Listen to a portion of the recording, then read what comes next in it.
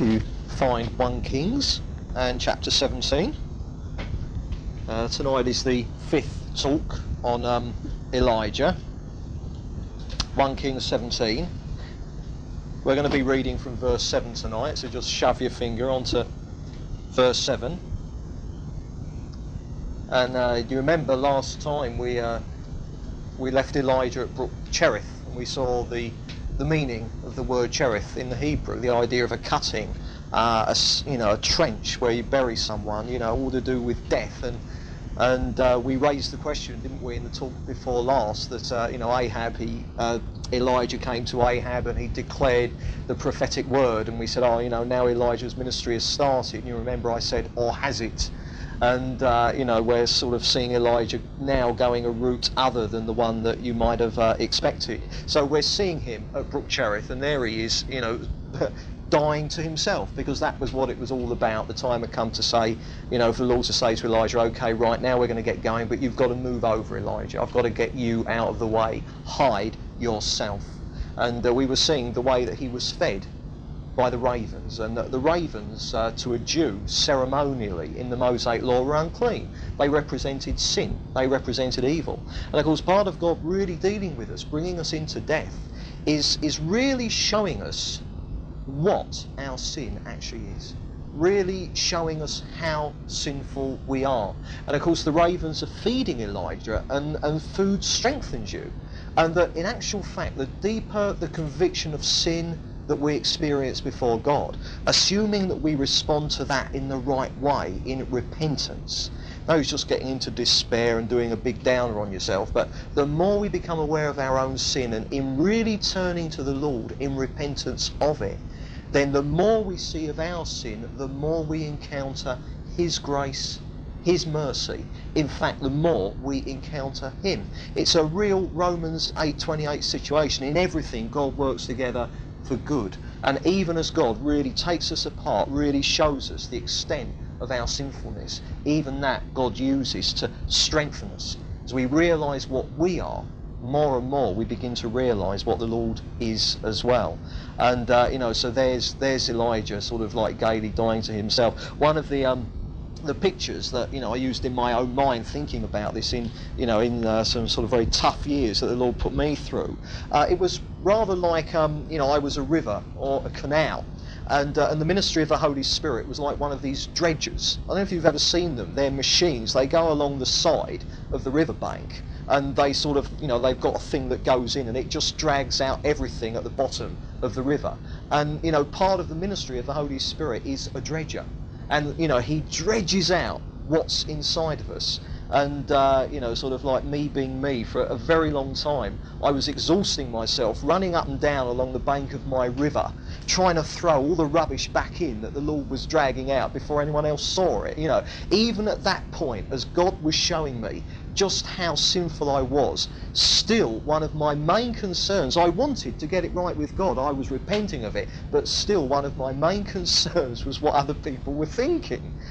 Crazy. That is the deception of our own hearts. And so here's Elijah, Brook Cherith, a real death to self, the ravens feeding him. He's really coming to terms, he's really being shown the extent of his own sinfulness. And you remember we looked at, for instance, Isaiah, who got, rather than woe is everyone else, Isaiah came to the point of woe is me. So anyway, there he is, and we'll pick the story up from verse 7.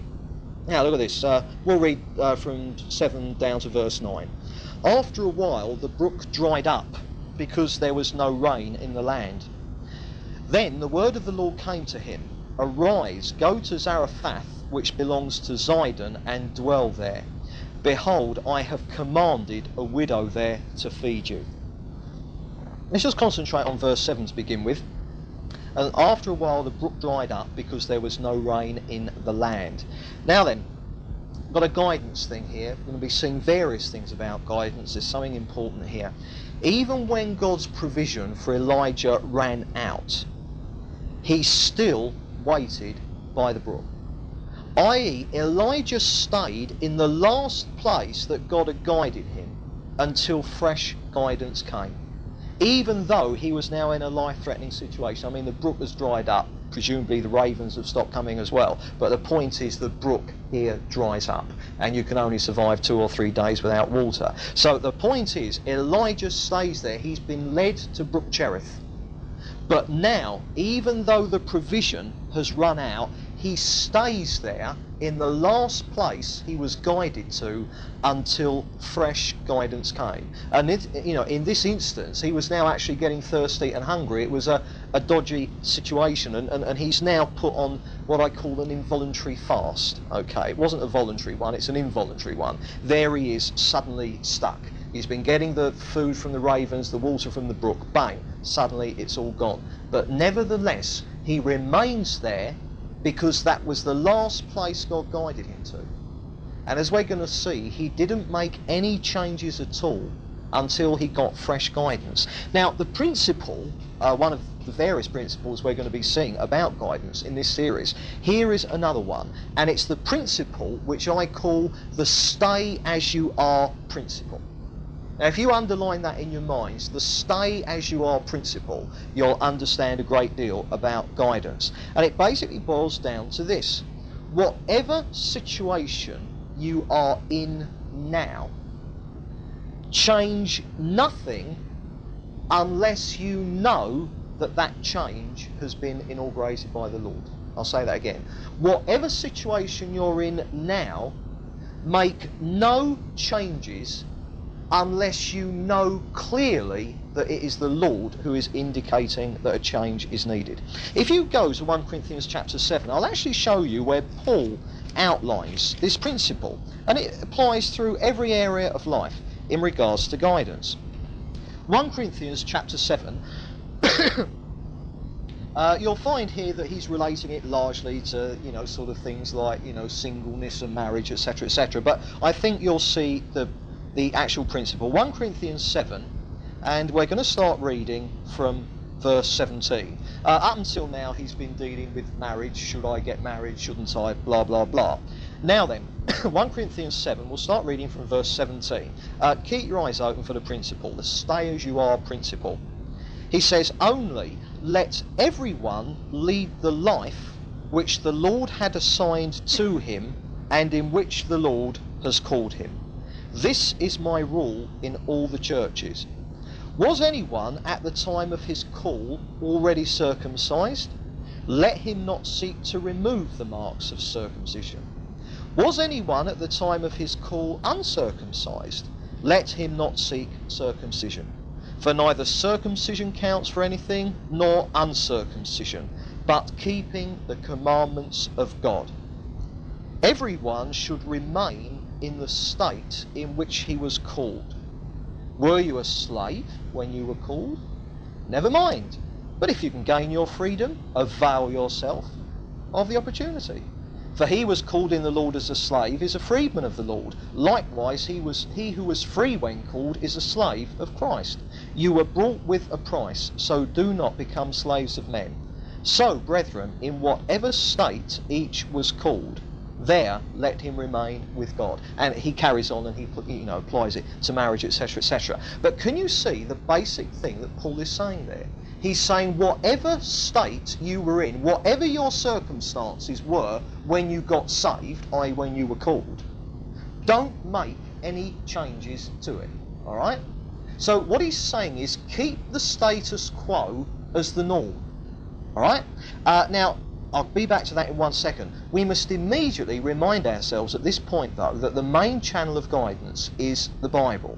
Remember, we saw a couple of talks ago that when it comes to guidance, you've got two types. There's the guidance that is covered by the Bible, sort of like, for instance, what should you do about this, that, and the other, there in black and white. Should I get baptized? Well, the Bible says you should. No guidance needed there. And then you get revelational guidance. For instance, the Bible can tell you, kind of what job you can, the Bible can tell you that you've got to marry a Christian, but it can't tell you which one. So we've got that area as well. Now just go to Psalm 119 and just re-underline at this point the importance of the Bible being the mainstay of guidance.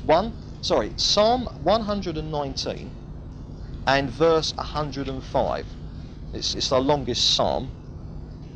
Psalm 119 and verse 105. Just look what it says here. Thy word is a lamp to my feet and a light to my path.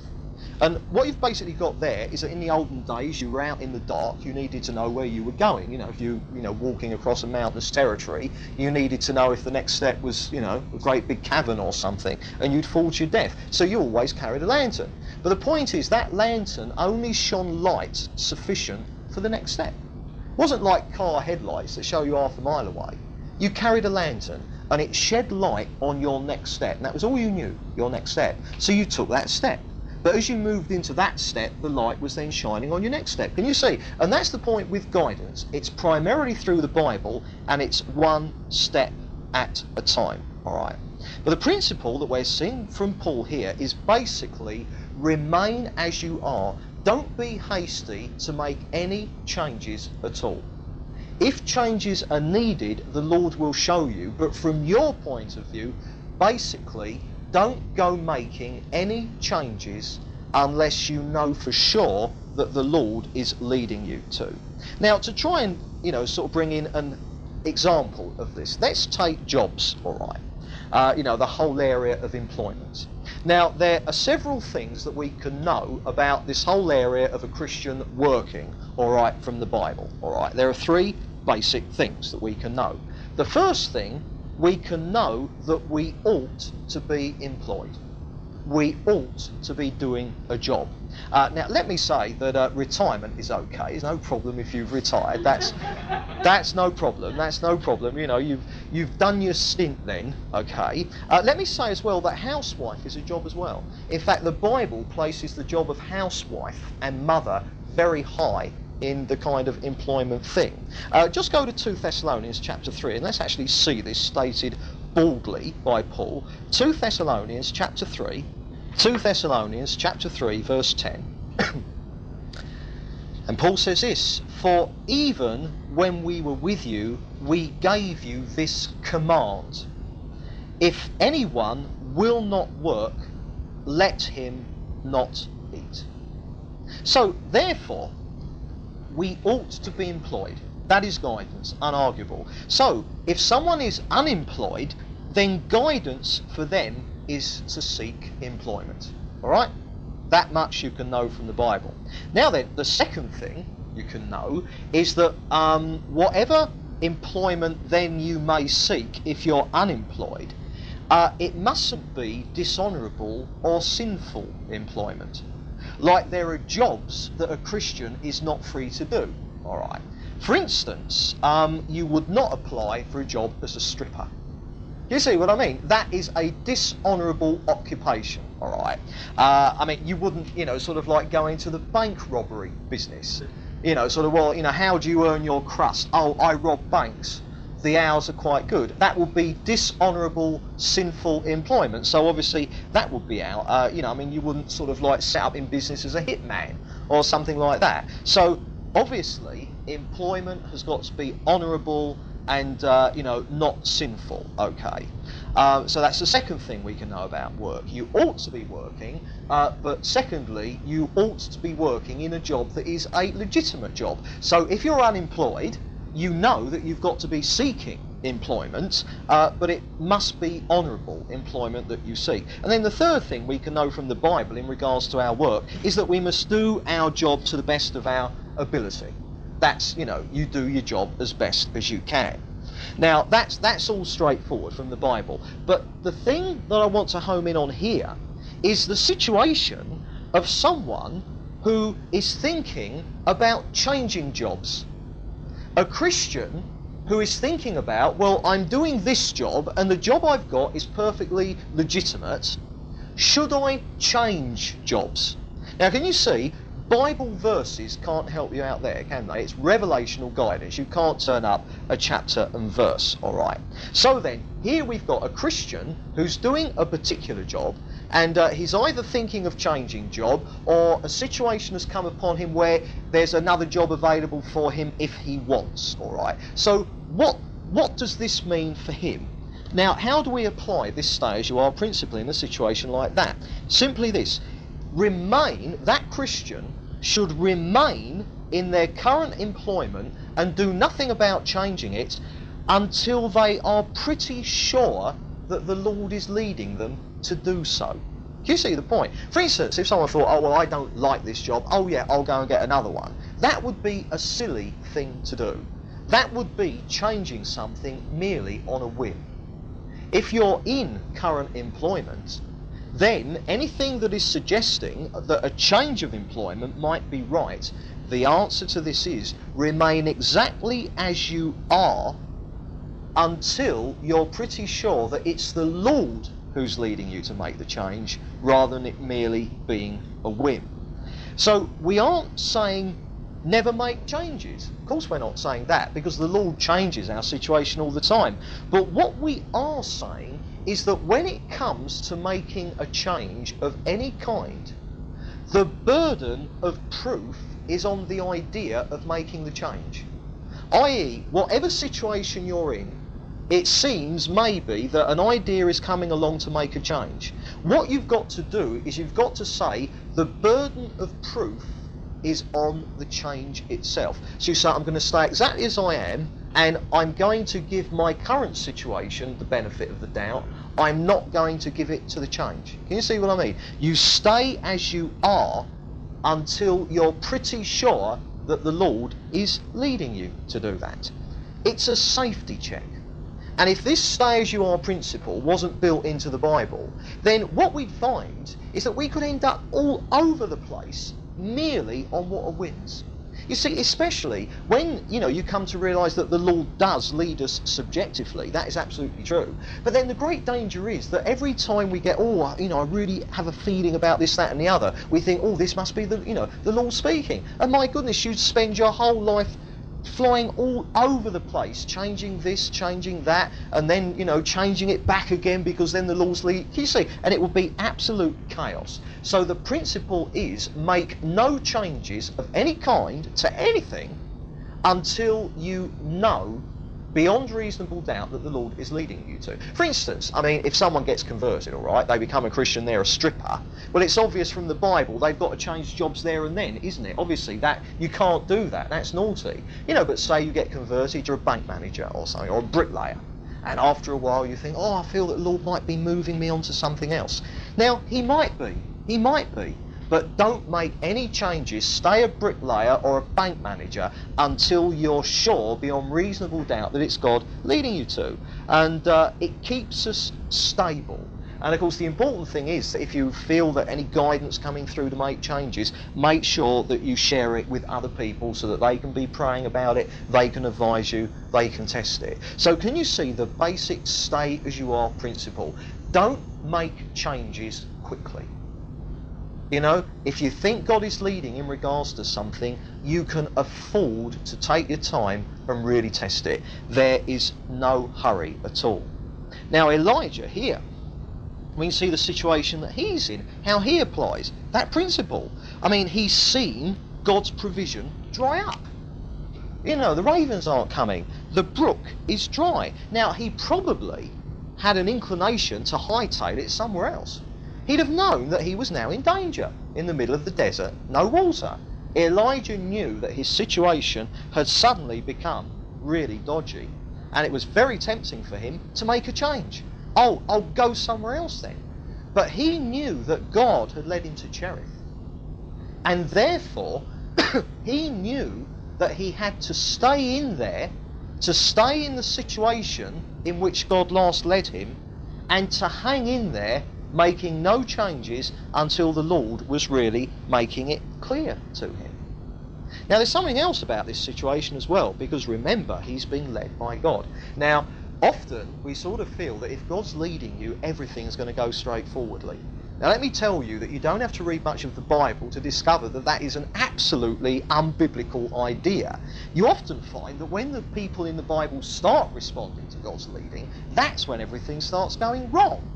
Not necessarily going right, it all starts to seemingly go wrong. Now the point is, while Elijah was kind of sitting there with the brook dried up and the ravens not coming anymore, he had a chance to do something that was tremendously valuable. He had a chance to completely re-evaluate his situation. Like he'd have been thinking, right, okay, here I am, I'm sitting by a brook in the middle of the desert, but the brook has dried up. Now I'm here because I really believe that God led me here. And it seems that he did, because there was water and the ravens were feeding me, but now all that's gone. Now it's going to start making Elijah think, I wonder, could I have got it wrong? And it is always tremendously valuable for us to be open to the fact at any time that we might be wrong when it comes to guidance. So the point is, Elijah is completely re-evaluating his guidance. Now the way it works is this. If the Lord is guiding you, your faith will hold. If the Lord isn't guiding you, then your faith won't hold, because he won't be providing it. You see what I mean? And it's very easy to launch out really sincerely believing that God has led you and you've really got faith. But then as it gets tougher and tougher and tougher, you suddenly realise that you haven't got any faith at all, and that you never did have, it was mere wishful thinking. And so a difficult situation makes you re-evaluate and you think, oh goodness, no, I was wrong, let's change course here and now. But on the other hand, if God is leading you, then the harder it gets, the more you re-evaluate your faith, the more you're thrown on the Lord, the more you depend on him, the more you realise it's impossible, and the more faith actually grows. Do you see what I mean? So that's one, another of the reasons why it's so important with guidance that we don't make quick changes.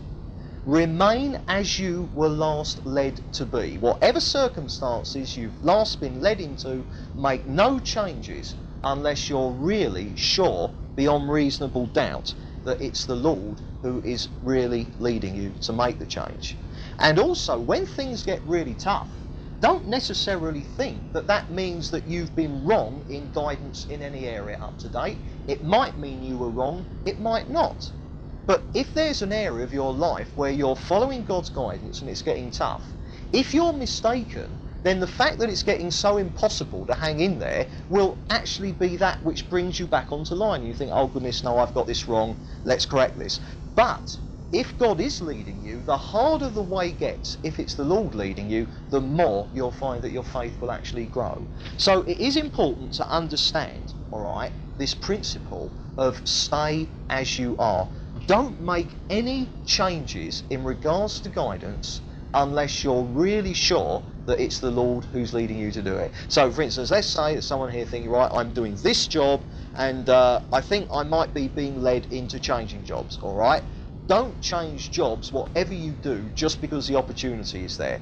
Stay in your old job, for instance, make no changes at all until you are sure that it's the Lord leading you to do so.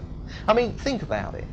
Say, whatever job you're in, say here's a Christian in a job, and all of a sudden, say he's in a firm or something, and he's doing a job that's okay, middling money, fine, no real problem. But then out of the blue, he gets a chance to be transferred to Newcastle, and it's promotion, and the money gets big.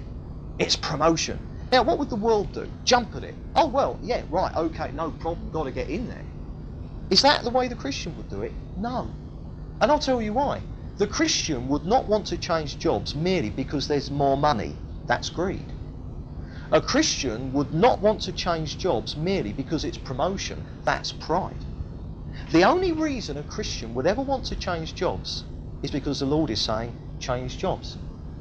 So if even a chance of a lifetime, if it comes to you out of the blue, don't jump at it. Hang back and find out whether it's the Lord arranging it as a step that he wants you to take, or whether it's Satan setting you up in order to deceive you and shipwreck you. Because after all, the Lord might not want you to move to Newcastle, but he might. He might not want you to open a new office in Bongo land, but he might. But the point is, no jumping at what might be guidance. Stay as you are until you know it's guidance, and test it with other people, all right? That is the safe way to do it. So that's the stay as you are principle in regards to revelational guidance. But there's something else here that we've got to see as well. Is Elijah, the brook has dried up. Now Elijah, for the first time, is feeling the pinch of the drought for himself. Because remember, what is the judgment on God's people? It's a drought. Was Elijah under God's judgment? No, he wasn't. because he was faithful to God. Elijah was right with God. The rest of Israel wasn't. But nevertheless, it was important that Elijah was able to identify with the people who were under judgment, because they were the people that God was going to send him to. So therefore Elijah now sits there thirsty. The drought, the judgment on Israel is now starting to hit him. And it's starting to hit him because Elijah has got to be able to identify with the people that his ministry is going to be to. Go over into Hebrews, the letter to the Hebrews, and find chapter 4.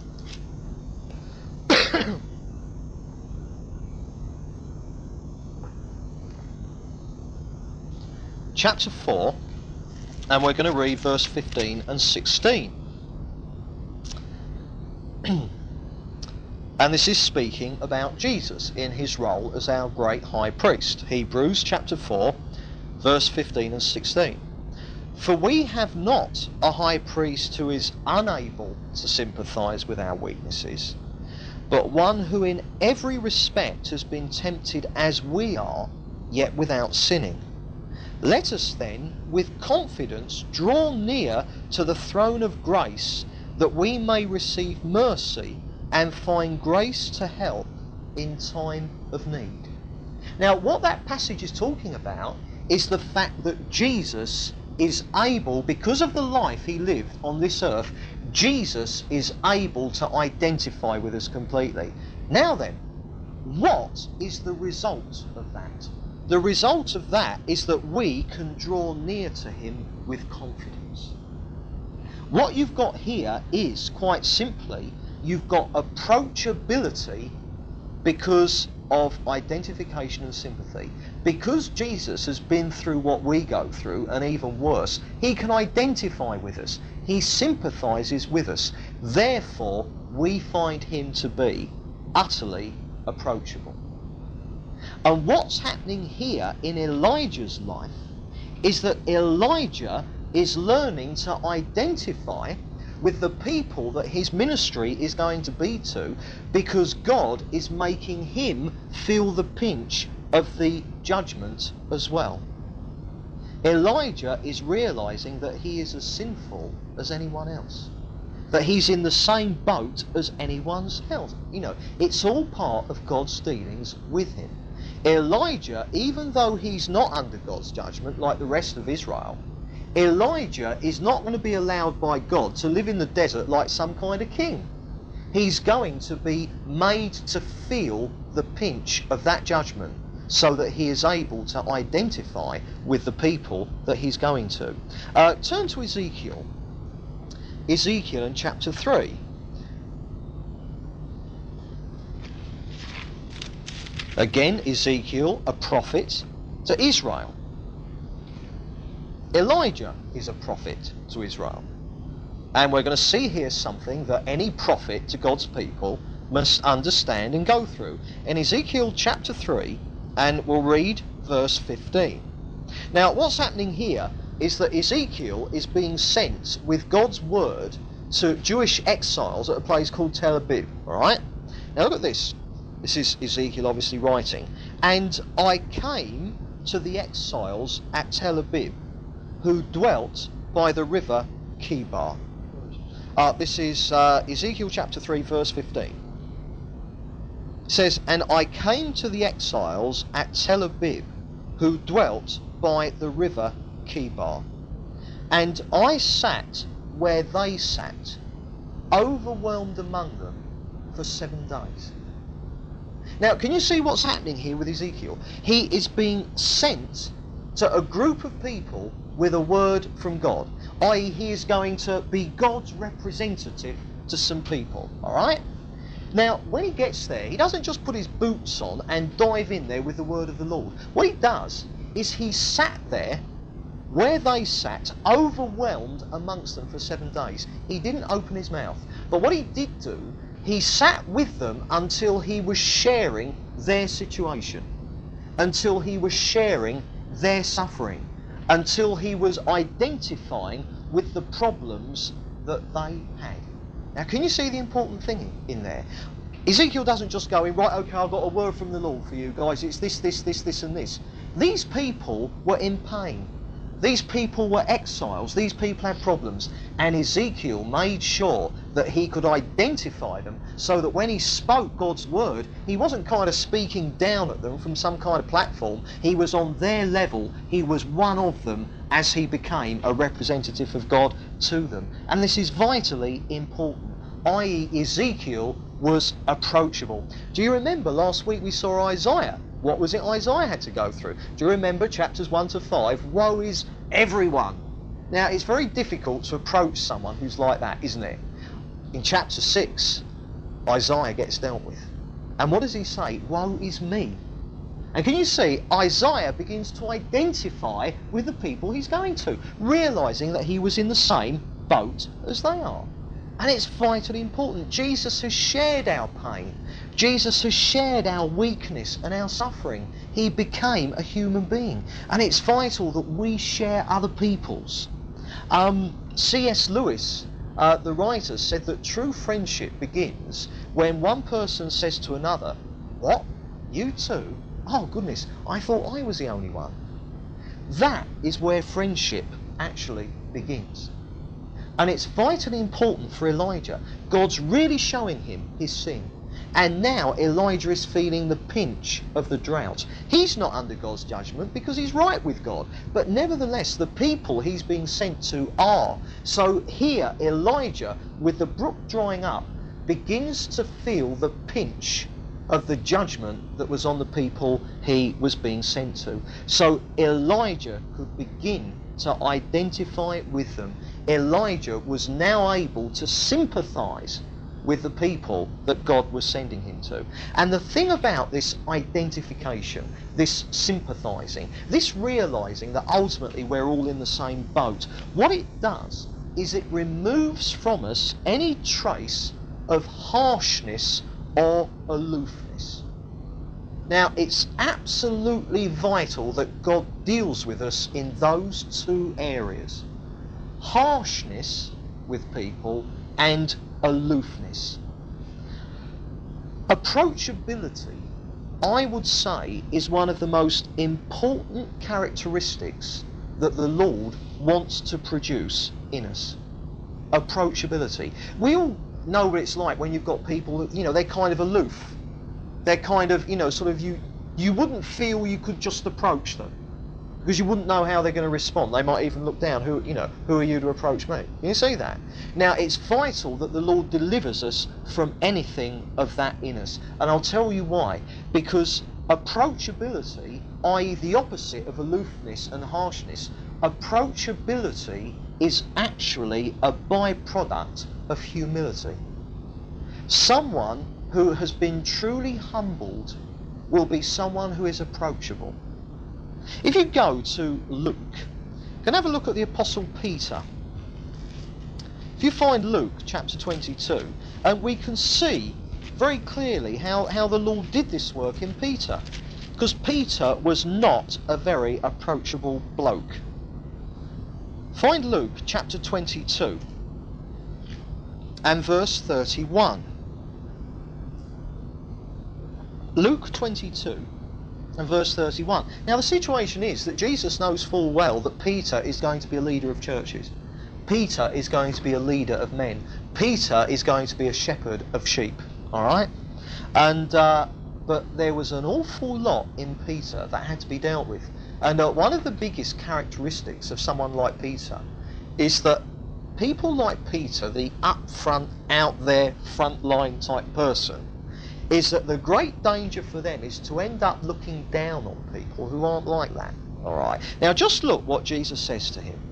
He says, Simon, Simon, i.e. Peter, he was Simon Peter, Simon, Simon, behold, Satan demanded to have you that he might sift you like wheat. But I've prayed for you that your faith may not fail. And when you have turned again, strengthen your brethren. And he said to him, Lord, I'm ready to go with you to prison and to death. And Jesus said, I tell you, Peter, the cock will not crow this day until you 3 times deny that you know me. Now, the point is that what Jesus is pointing, the important thing here is this verse. It says, and when you have turned again, strengthen your brethren. Now, that word strengthen in the Greek, that's all talking about being a shepherd, pastoring. And Jesus is looking ahead to the time when Peter is going to be a leader of men, a leader in the church. But Jesus knows full well that Peter is not ready yet. And so what he's saying to Peter is, Satan is going to sort you out, Peter. All right? You know, you're really going to be dealt with. You don't have the proper measure of yourself, Peter. You're cocky. You're sincere, but you're self-reliant. And it is no good having a leader of people who is like that. A successful Christian can never be a good leader to sinners. Can you see? Because after all, a successful Christian is someone who hasn't got the true assessment of themselves. And so Jesus said, your leadership is in the future. Satan's got to deal with you first, Peter. Only then, when you've turned again, when you've repented, when you've got the full measure of yourself, only then are you going to be able to be a leader of other people. Now go to John 21 and see the other end of this episode. John 21.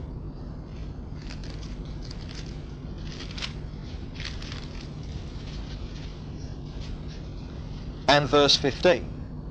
Now this is after, you remember, Peter denied Jesus. Even after Jesus was saying, Peter, you're not ready yet. Peter was saying, oh, I'm going to die for you, I'm going to do this, that and the other. And that was exactly the problem that Peter had, you see. He thought he was a success. Now then, this is after Peter has betrayed Jesus, Peter has been broken, and now Jesus is revealing himself to Peter, having been raised from the dead. Let's read from verse 15. When they had finished breakfast, Jesus said to Peter, Simon, son of John, do you love me more than these? He said to him, yes, Lord, you know that I love you. And Jesus said to him, feed my lambs. And that word is pastor. Pastor. Be an elder, all right? You know, be a leader. Pastor my lambs. A second time he said to him, Simon, son of John, do you love me? And he said to him, yes, Lord, you know that I love you. And he said to him, tend my sheep. I pastor my sheep. He said to him the third time, Simon, son of John, do you love me? Peter was grieved because he said to him the third time, do you love me? And he said to him, Lord, you know everything. You know that I love you. Jesus said to him, feed my sheep. Pastor my sheep. Now, what is Jesus doing here? Peter was a cocky, successful, self-reliant disciple who had to be dealt with, shown the true measure of himself. This the Lord arranged by handing him over to Satan. Satan set him up, and Peter ended up denying Jesus 3 times. Peter is now a broken man. Now here, Jesus is saying, you're ready now to be a pastor. You're ready now. And look how Jesus does it. 3 times he says, do you love me? Now, why did Jesus say, do you love me 3 times? Because Peter, a few weeks ago, had denied him 3 times. Jesus is gently, lovingly, as he appoints Peter to be a leader of God's people, here Jesus reminds him of his own utter, total failure. Do you see the point? Peter is now an approachable, sympathetic leader of God's people. Why? Because he'd failed himself. If Peter had not been dealt with by God in this way, his leadership would have been a success story organising mere plebs. That would have been Peter. He'd have been the faithful one, the successful one, and he'd always be one, well, I love these other people, but why can't they get it right? You see? But Peter's been dealt with. He knows that he is a failure as well. Can you see how important that is? So therefore Peter was made approachable. Why? Because he was a failure as well. Now, I don't know about you, I know I'm a failure. In order to feel I can approach someone, I can only feel safe if I know that they are as well. If they think they're a success and I'm some great failure, that's not exactly the circumstances where you're going to turn to someone, is it? Because they might patronise you. Do you see the point? So therefore, Elijah here is being put in the same boat as the people who his ministry was going to actually be to. And you see it in Elijah. The pinch of the drought starts to touch him. He can now identify with the people that God has sent him to. We've seen it in Isaiah, woe is me. In Ezekiel, I sat where they sat, overwhelmed among them, 7 days. And now we've seen it in Peter. And it is vitally important. Elijah is here being made approachable by being made to realise that he is equally the failure of the people that he is actually going to minister to. And that's tremendously important. Never must anyone lead from a position of success, I've arrived, because no one has arrived, and that does nothing to help the people looking up to you. All right. The point is, the truth is, we are all failures, and good leaders are men who have tasted of their own failure to the bitter dregs. Only then are they fit to really be a help to other people in their failures. So therefore, that's why I say that approachability is a byproduct of humility. Aloof people who are kind of up there and you don't feel you can approach them, that's because they do not have the true measure of themselves. They are arrogant, they are aloof, they are superior. God needs to bring each one of us right down off that, thing, if that's where we're there, and to really show us the truth about ourselves. That will humble us. That will make us approachable. And if people come to us sharing failures and sins, then they'll know that they've got the ear of someone who knows all about that, because they've been through it themselves. So there we have Elijah just sitting there waiting on the Lord. All right, the water dried up. Okay, let's move on to verse 8. Then the word of the Lord came to him. Then the word of the Lord came to him. And now, do you remember back in verse 2, chapter 17, verse 2, what did we read? The word of the Lord came to him, depart and hide yourself. Now the word of the Lord comes to him again, and we have another principle of guidance, and it's quite simply this: the word of the Lord came to Elijah. Notice, he wasn't running around like a scalded cat looking for it. Do you see the difference there? When it comes to guidance, who is doing the guiding? The Lord. Therefore, who is the onus on? The Lord. And that's a terrifically relieving thing to know, that when it comes to guidance, the onus is on the Lord, not on us. And sometimes you meet Christians who are frantically trying to find out God's will. They are frantic about it. There is no need to be frantic about finding out God's will. What we need to know, as long as we genuinely have the ear open, as long as we are genuinely willing to be obedient to whatever the guidance is, assuming that we are open to the Lord to receive guidance, then believe me, the guidance will come to you.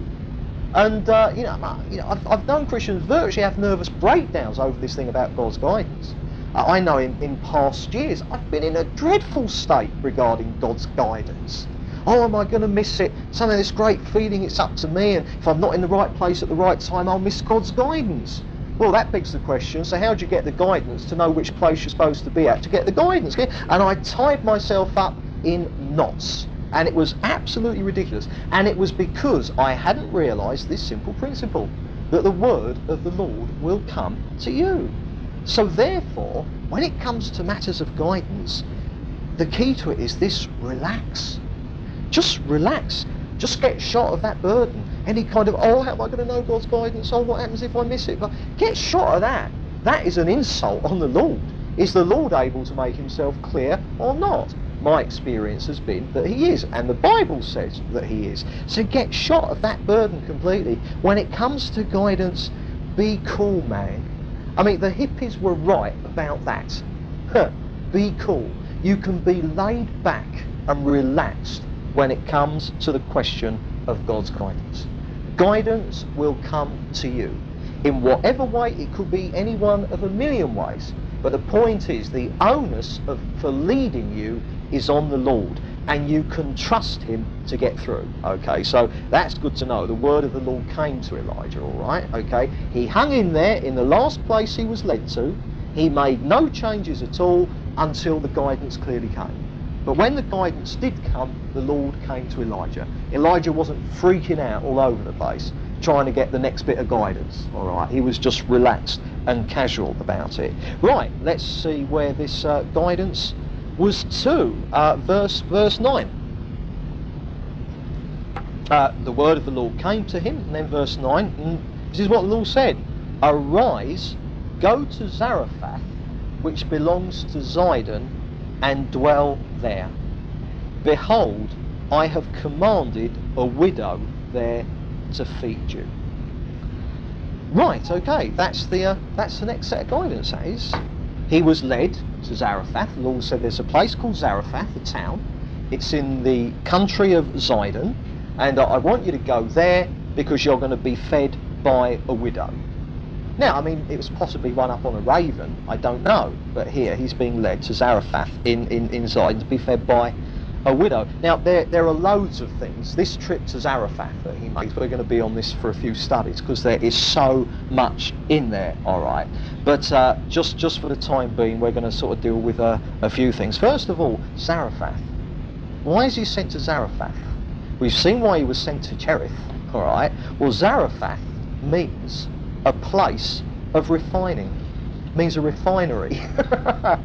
Again, can you see the significance of the typology in the Old Testament? You see, the thing is that, I mean, certainly Brook Cherith would have been what you might call a crisis experience, a very definite coming through to a realization of his death, that that he's dying to himself. And I know for me, that when eventually the revelation of my oneness with Jesus came through, when I realised that I was dead with him on the cross already, I mean, there was like desperately trying to die, and I got the revelation that I was dead. It changed my life, and that I was raised up with Jesus, and that he and I were one. That revelation changed me as profoundly as my conversion changed me, all right? And there was a very definite, I mean, it worked up over years, but came to a very definite crisis point. But the thing we've got to realise as well is that God may indeed have a crisis point here and there, but the whole process of God dealing with us and sanctifying us, that goes on for the rest of our lives. That always continues. So we can't say that because Elijah, right, he's done his Brook Cherith, this guy is now dead to himself, man. It doesn't work like that. Yes, a very definite something has happened in him that has changed him, but the next place he goes to is refinery, because God's dealings with us never ever stop. God is always dealing with our sins, and will be until the day that we die. So he's going to a place, meaning a place of refinery. And what does refine mean? If you refine something, you make it free from impurities. Alright? That's what it means. So obviously God's still got a lot of work to do here in Elijah. Go to James. Go to James. James and chapter 1. James is after the letter to the Hebrews.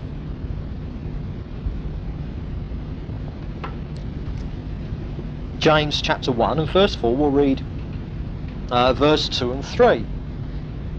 And it says, "Count it all joy, my brethren, when you meet various trials." And that word trials there, pirasmos, means difficulties. "For you know that the testing of your faith produces steadfastness." And that word testing is the idea of refining precious metals. Verse 12. "Blessed is the man who endures trial, for when he has stood the test, he will receive the crown of life." And again, that word test, in the ancient world you tested metals to get all the impurities out of them. Go over into 1 Peter. Old Peter knew all about this, didn't he? 1 Peter chapter 1. 1 Peter chapter 1, verse 6 and 7. He says, "In this you rejoice," having just been speaking about their salvation. "In this you rejoice, though now for a little while you may have to suffer various trials, so that the genuineness of your faith, more precious than gold, which though perishable is tested by fire, may redound to praise and glory and honour," blah blah blah. So there Peter and James are talking about the fact that God tests us in much the same way that a metal worker or a jeweller will test various metals that he's working with. And the whole point about this testing, or the furnace, is that all the impurities, I mean, say you've got a lump of gold there. Now, some of it is gold and some of it is not, all right? It's full of dross. So you chuck it in the old crucible and you bubble it up, and all the impurities, all the dross, they bubble up to the top, and then it can be skimmed off. And the point is that through that testing, what you've got, when it comes down to jewellers, you've got more gold, less dross. When it comes down to us, what you've got is more Jesus and less us. Do you remember? That's the whole point. He must increase, I must decrease, so that he must increase. And so the point is that as Elijah is now led to Zarephath, further things are going to happen to him which are designed for one purpose: to get all his sin up, to get all the dross up so it can be dealt with, so that there is less of Elijah and more of the Lord in him. So what we're seeing here is still the Lord reducing Elijah to nothing. Remember, some time ago we did a study on that, simply called Nothing. We saw that what God uses, he first reduces to nothing. And here we are seeing it in a very powerful way, that God is doing this to Elijah as well. So therefore, off he goes to Zarephath, all right? And, called a widow there to feed him. Now, just chalk up at this moment that Zarephath was outside of Israel. It was a Gentile town. So Elijah is actually being taken outside of Israel completely into the Gentile territories. Now, the main point I want to make about that is this. You remember that last time I raised the question as to what would have happened today to Elijah having made such a declaration as to Ahab. And I said that I think the chances are that he would have been launched into international ministry, wouldn't he? All the big conference tours and stuff like that. Now, God knows how to deal with people properly. And so God guides him not to an international preaching tour. God guides him first of all to Brook Cherith, absolutely on his Todd, death to self. And now God is leading him into Gentile territory to be looked after by a Gentile widow. So we've gone to being fed from ravens to being fed by a Gentile widow, and this widow, as we're going to see, had a son. Now, after Elijah's great declaration to Ahab and the real showing forth that he was indeed the man of the moment, after all that, my goodness, what a come down. I mean, you might call it almost the ultimate come down. On his Todd being fed by ravens, now out of Israel altogether to the Gentiles to be fed by a widow. And that basically what's happening here is that all the while Elijah is being humbled into the dust. And the reason, and God wants to do that with us, not just Elijah, with us as well. And the reason that God wants to humble us into the dust is simply to make us realise that that is exactly what we are. Dust. It's exactly what the Bible says. We were made from the dust of the ground.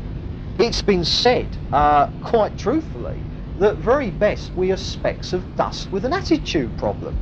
And I think, when you understand that, God has got to deal with that attitude problem. So therefore, God's got to show us exactly what we are. We are mere dust. We are nothing before the Lord. He is everything. We are nothing. And we need this humbling. Now, there are three things just to home in on here. With what is Elijah going to be occupying himself for a while from this moment onwards? Remember, he's gone to Zarephath. Well, we're going to see that next time, and the widow meets him there and she's got a son. All right. Now, with what is Elijah going to be occupying himself with on a practical level? Is he going to be preaching to crowds? Well, isn't that what prophets do? Is he going to be jet-setting across the world to speak at international conferences? Is he going to be advising big leaders? Will he be giving interviews to the Christian press and the media? Answer, no.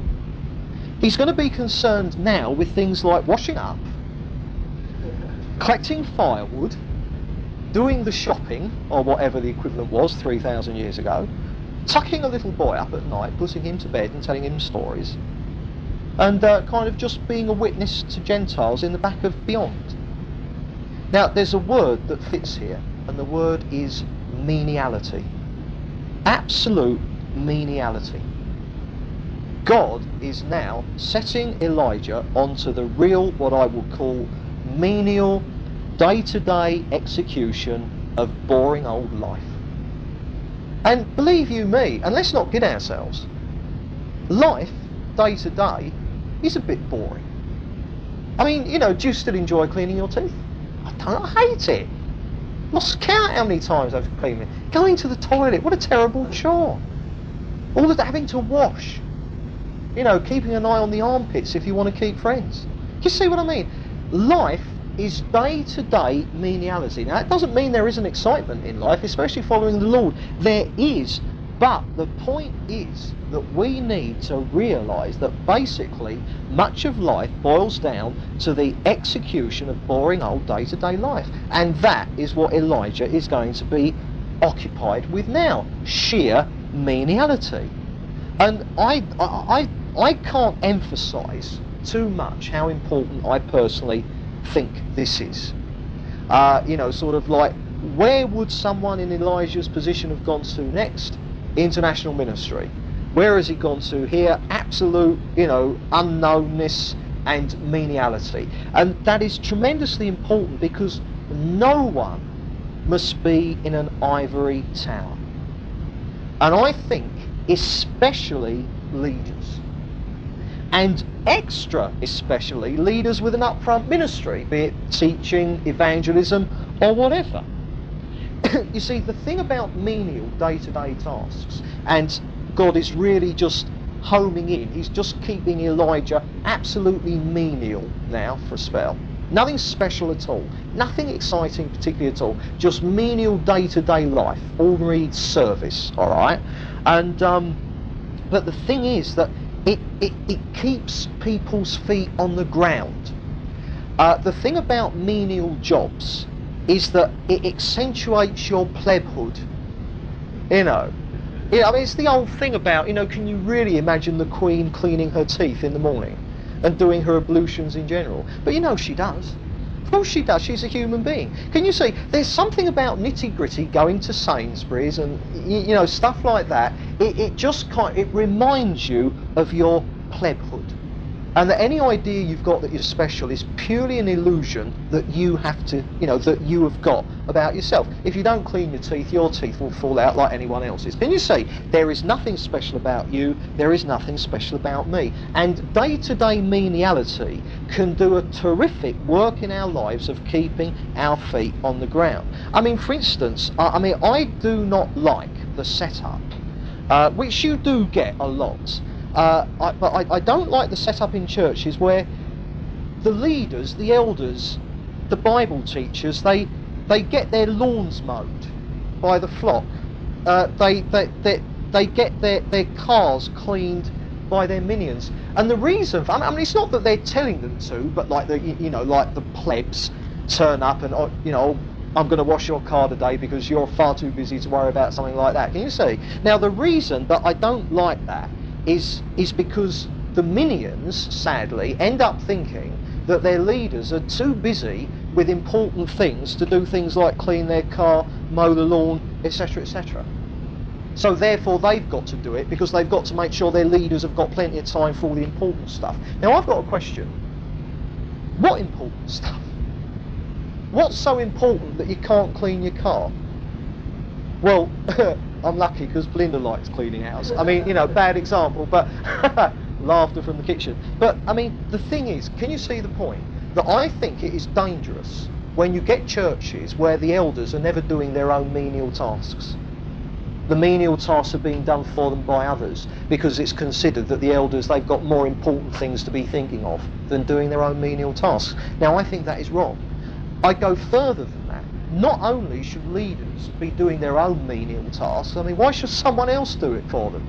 But leaders ought to, like every other Christian, make sure that they're doing other people's menial tasks for them as well. And I mean, this is this is why I am actually on our work parties. I mean, it's like when we've got a situation where someone needs a bit of practical help, you know, houses decorated or whatever, you name it, moving or whatever. okay, I make sure that I'm on those work parties. I mean, I actually enjoy it. I mean, I'm not there because I think this is a great sacrifice and it's good for my soul because it's keeping my feet on the ground. I actually find that I enjoy doing it. I mean, you know, sort of like often you won't get better fellowship than when you're working all together. It's brilliant. I love it. And the thing is that if it ever gets to the point where I haven't got the time to be on our work parties, then for heaven's sake, come and see me and say, well, you know, what on earth is so important that you're up to that you can't make work parties anymore? I mean, it's not to say that one day there won't be a work party and as a one-off I'll be tied up with something else. But can you see the point?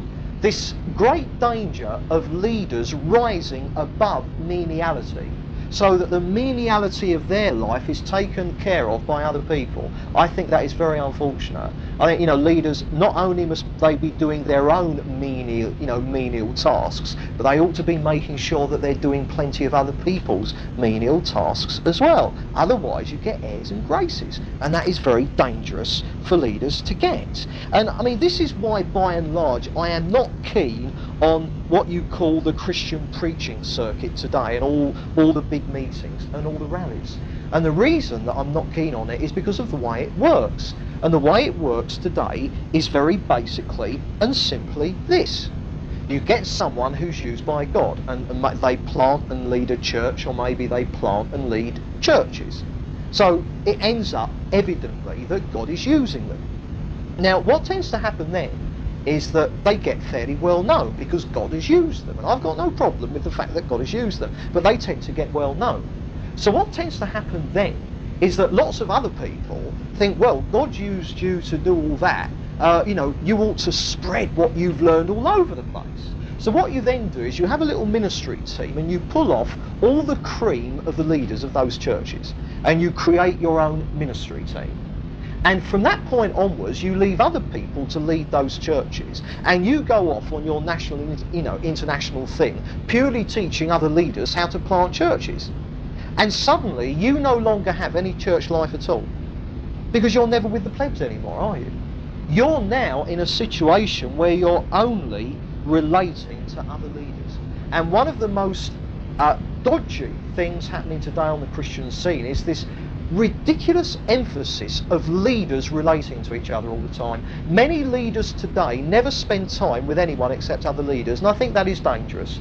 I think they're becoming an elite. You know, you end up with illusions about yourself, you know, delusions of grandeur even. And the tragedy is that then the only time that such leaders interact with the plebs is to preach at them, teach them, cast demons out of them, rebuke them, or just stare at them from the platform where they're all sitting up there like a bunch of lemon drops. Can you see? And there's no more interaction with the plebs. And that, I think, is there you have leaders who have forgotten that they're plebs as well. And so that the day that I'm expecting other people to come and do my menial tasks because I'm too taken up with more important spiritual things, that's the day to just come and have a little word in my cloth, like, isn't it? You know, because that means I'm getting airs and graces. And, you know, may God deliver any of us from getting airs and graces. We're dust.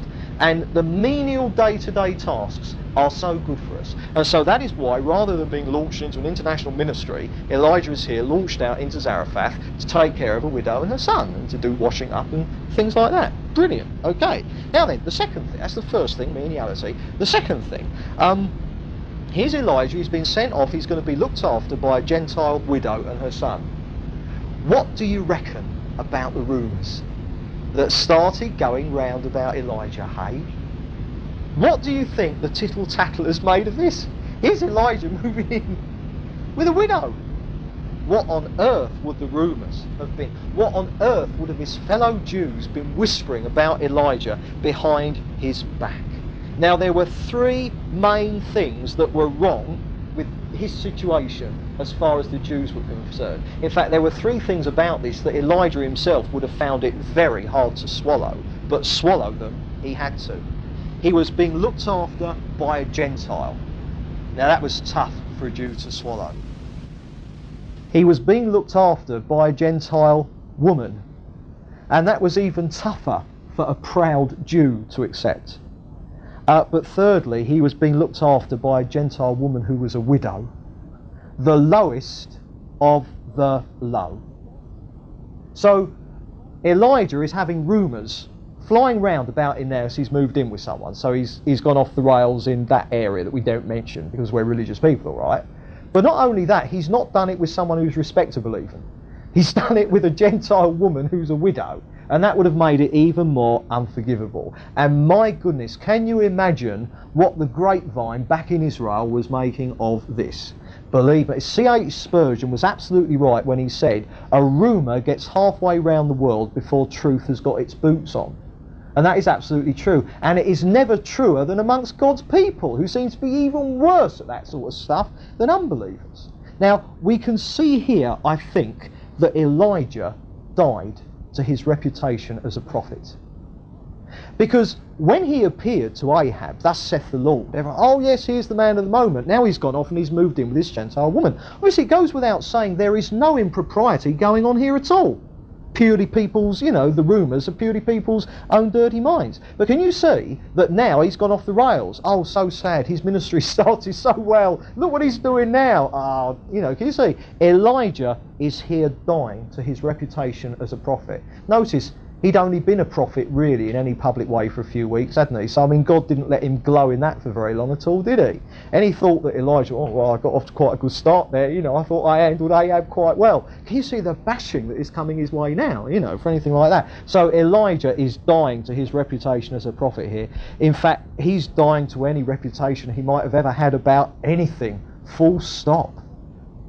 Just imagine, what were the backbiters whispering about him here? And of course what we've got to realise is, of course, what people think doesn't matter. The only thing that matters is what God thinks. Am I in his will? Am I walking in the way in which he is leading? Do you remember when Jesus had a chat with the Samaritan woman who was standing by the well? Let's actually have a look at that. Go to Matthew 10, we'll actually see this. Jesus didn't give a monkey's. Matthew chapter 10. I mean, obviously you don't cause unnecessary offence, but when you're in God's will, it doesn't matter what people think. Matthew chapter 10, let's read verse 24.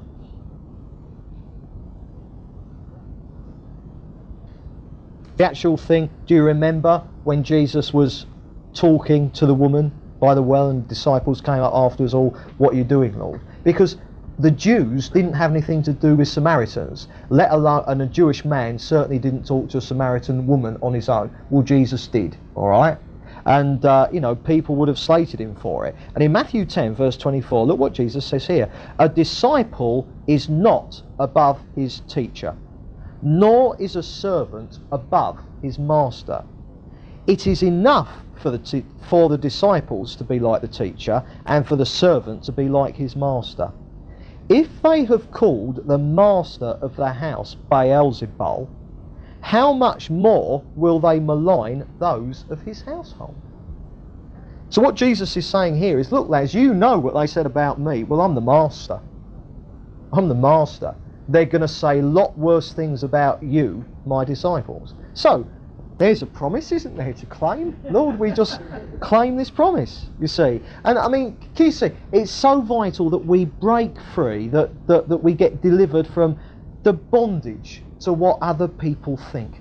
Because worrying about what other people think, it is our pride. It is our pride.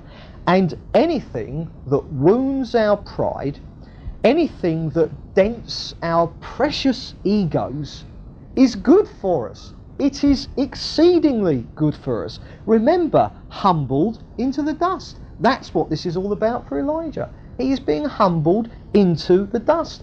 And, his pride is getting a bashing. His ego is shrivelling at a very fast rate here. But that's great. Anything that humbles us is good for us. I know for myself, there isn't much that I haven't been called yet. I mean, you name it, I've been called it. There must be things I haven't been called. But I'll only know when I hear. I mean, it's like, for instance, once when a minister sort of rattled down the phone at me that I was cancer and he didn't want me near his wife or children, all right? I thought, cancer, that's a new one. I'd never have thought of that. Can you see? So yeah, there's loads of, stuff I haven't been called, but I won't know what it is until I actually hear it. The point is that if you really follow the Lord, if they called Jesus Beelzebub, then what worse stuff are they going to come out with against us who follow him? So when it comes to what people think, it doesn't matter. You know, any interest in reputation, good name, spiritual standing, forget it. Forget it. You can't have the Lord in his fullness and that as well. It doesn't matter. It's one or the other, as Elijah is learning here. So we've seen firstly meniality. He's gone to Zarephath, it's menial, it's boring, day-to-day life. Elijah, keep your feet on the ground, no airs and graces. And absolute loss of reputation, all right? A Jewish prophet being looked after by a Gentile widow. Oh, how the tongues were going. All right. So, thirdly, here, what have we got? Ultimately, Elijah's charge, his mission, is going to be to a nation. All right. But here, what is his concern? Is it a nation? No. It's a defenseless widow and her son. Her son. Elijah is here concerning himself with what I'm going to call the little people. The little people, the diddy men. All right. And Elijah was here being taught that he must always be available for the individual. Not just crowds, not just big leaders, but Elijah had to be available for the little people. And the thing above all else that Elijah learns in this is that he is a little people as well. Because there is no such thing as big people in God's eyes. There are just people. And Elijah, who is going to end up speaking to a nation, here is taught to concern himself, not with nations, but with individuals. Probably the people who mattered least to anyone else. And they are now, this widow and her son, they are now Elijah's only thought, because they are the ones to whom he is now sent. And what Elijah is learning is that his ministry is ultimately to the little people, or it's to absolutely no one. Because there are only little people. There are no big people. We are all specks of dust. Now, one of the things that I found out, and it's one of the tragedies on the Christian scene today, is that you can't get to our big boys in this country. There have been times when I've needed to try, purely for research purposes, purely clarifying various things. And you can't do it. I've had people on the phone who have been asking me, blah, you know, this, that and the other and so, and I've read in his magazine, blah, blah, blah, and they're all in a tiswas. And so I think, well, I'll phone him, I'll clarify the situation, that's no problem. You can't get to them. Their secretaries, because that's the only person you'll get, a secretary, they are experts at making sure that you never get to the big man himself. You only deal with their underlings.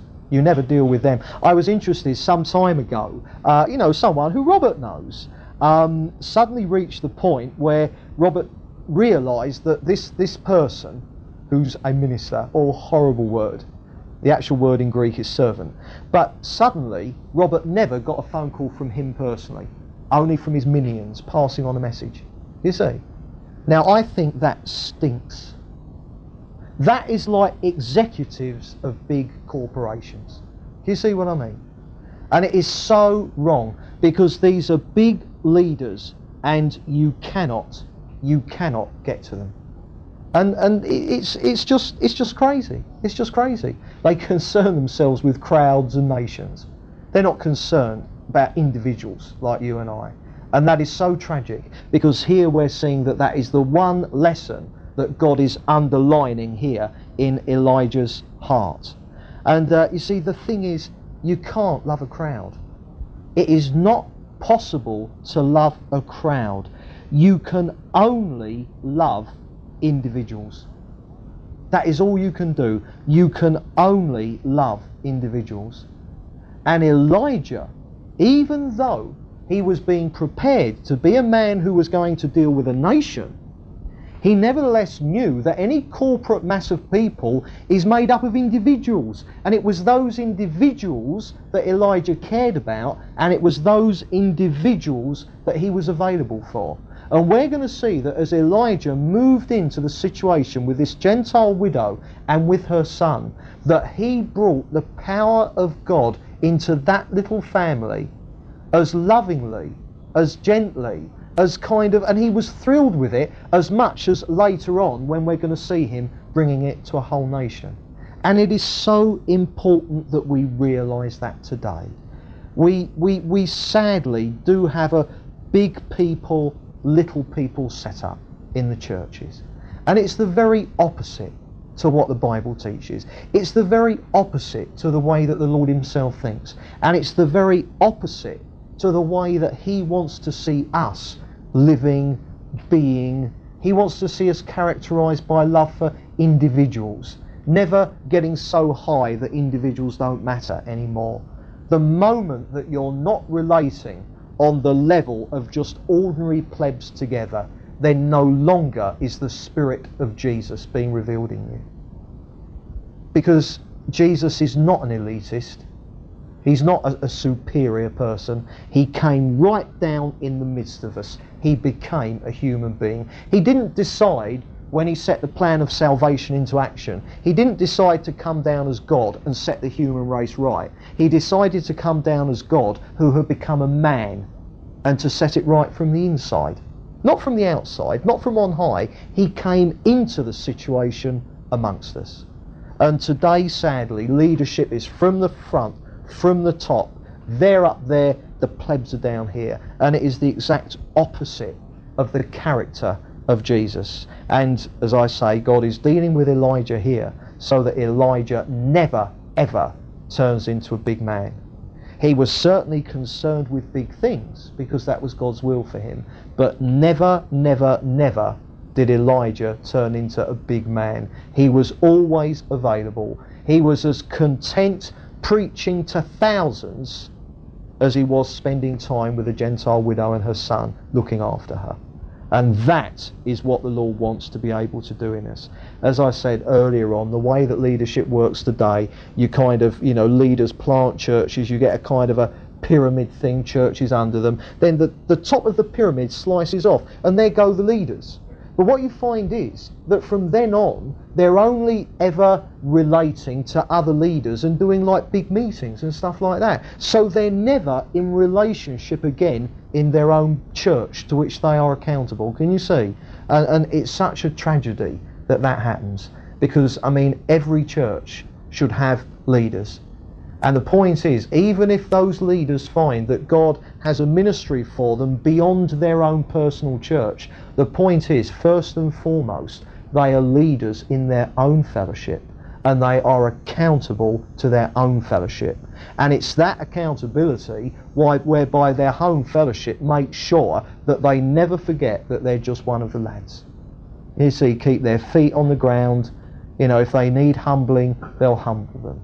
And it's so important to realise that. So here, what have we seen? Elijah, he's now sent into a situation of sheer meniality. He's sent into a situation of total loss of reputation. And he's sent into a situation to show him that the world is made up of millions and millions of little people, each individually loved by the Lord. Therefore, each must be individually loved by Elijah. And also the realization that Elijah can never become a big man because the only people who exist are little people. The only big man is the Lord. And so given that Elijah is learning that he's a little person, he will always only ever relate to little people. He will never for one moment believe that there's anything special about him. And we must make sure that we never ever lose that understanding that each one of us here, we are little people. Can you see? Everyone is a little person. And the moment that we think we're something big and that other people are something little, then we've lost the love of God shed abroad in our hearts by faith, and we're going off onto some kind of ego trip. Let's make sure that we are always available for the little people, because we are little people as well. Right, next time we'll move on and we'll see his stay with the widow in a little bit more detail.